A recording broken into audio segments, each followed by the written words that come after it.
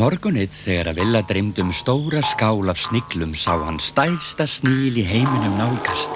Villi var svo hræddur að tungan festist við góminn. Snigillinn kom nær og nær með munninn galopinn og Villi var í köldu svitabaði. Snigillinn vafði fálmurunum hálsinn á Villa og öskraði: Villi, Villi, þú borðar snigla ekki satt? Bra, ég skal lofa að borða aldrei aftur snigla, bra! Borða snigla? Hvað að, Villi minn? Hann kannaðist við röddina. Þetta var Marta mammans. Var þig nú að dreyma, vinurinn? Bra, já, mamma. Og hann smellti á hana rembingskossi. Marta roðnaði. Sussu. Áfram með þig nú, morgunmaturinn tilbúin og vinirnir bíða eftir þér. Villi klæddi sig í snatri og hálf hljóp og hálf flaug niður í eldhúsið. Heyrðu, litli bra, borðaðu morgunmatinn þinn. Villi hámaði í sig vespugrautinn og flýtti sér út. Takk, mamma. Góðan daginn, pabbi.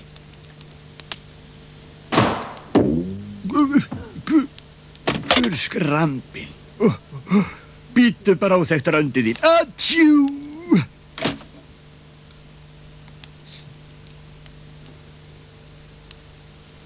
Þegar Villi sá að pappans var á kafi í pipar, fannst honum ráðlegast að láta sig hverfa í skyndi.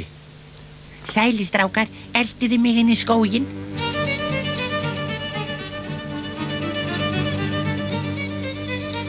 Þegar þeir voru komnir nægilega langt, sagði Daddi: Stoppaðu, Villi. Ég er sprunginn. Og Húfur sagði: Heyrðu, Villi, hvaða skrýtna hljóð var þetta heima hjá þér áðan? Það var hann pabbi að nerra því ég velti piparbauknum yfir hann. Gómbul, Villi, hló Ívar. Pipar, þú verður flengdur og fær ekkert að borða í allan dag. Bra, haldið þið það? Auðvitað, sagði Sjonni og blikkaði Ívar. Án efa, gómbul, sagði Ívar. Vá, hvaða hræðilega hljóð var nú þetta?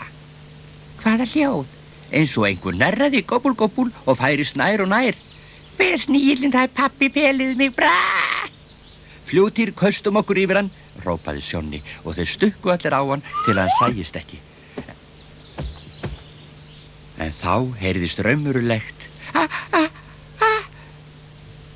Atjú! Því stélið á Sjonna hafði strokist við nefið á Villa. Þegar Villi sá þá hlæja, varð honum ljóst að þeir höfðu leikið á hann og hann fór að hlæja líka.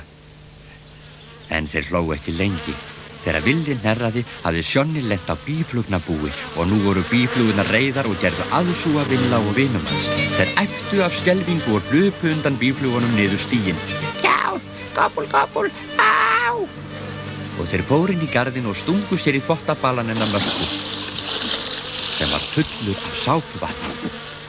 Þegar Marta sá hvað var að vera, var hún snögg að loka dyrunum og þau Hólmgeir gátu ekki gert neitt annað en að fylgjast með látunum út gluggann. Loksins urðu býflugurnar þreyttar og flugu aftur inn í skóginn og þá komu Marta og Hólmgeir út í garðinn. Strákarnir voru svo vesaldalegir og svipað að Hólmgeir gat ekki fengið af sér að skamma Villa. En það þurfti að þvo þeim öllum undir dælunni og síðan gaf Marta þeim meðal. Þegar Villi fór að sofa kvöldi sór hann þess eið að stjalla hurðinni varlega næst. Bra!